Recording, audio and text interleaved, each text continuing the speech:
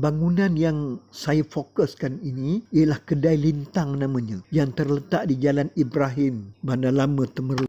Ada apa dengan bangunan ini? Sebenarnya ada sesuatu yang bersejarah di sini. Di kedai nombor 48 itulah lokasi biduan negara yang juga penyanyi nombor 1 Asia, Allahyarham Datuk Sudirman Haji Arsyad, dilahirkan pada tanggal 25 Mei 1954.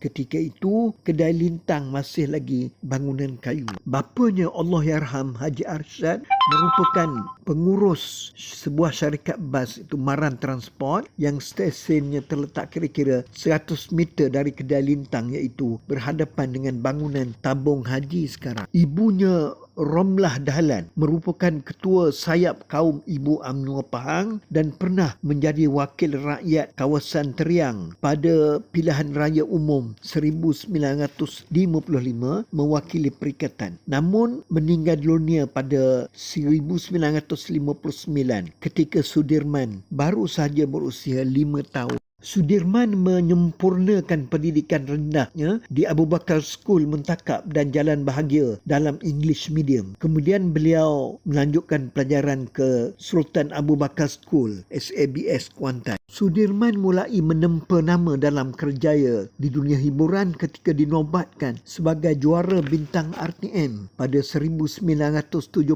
Ketika itu beliau masih menuntut dalam bidang undang-undang di Universiti Malaya. Di kemuncak kerjayanya pada 19 Mac 1989, Sudirman dinobatkan sebagai penghibur nombor 1 Asia. Selama 16 tahun Sudirman berkecimpung dalam dunia penuh glamour itu, juga di puncak karirnya pernah menceburkan diri dalam bidang perniagaan. Ketika berusia 37 tahun, pecah berita Sudirman sedang mengalami penderitaan kesakitan. Bagi yang mengikuti lewat lagu-lagunya, sudah mula menghidu lewat lagu-lagunya seperti Salam Terakhir.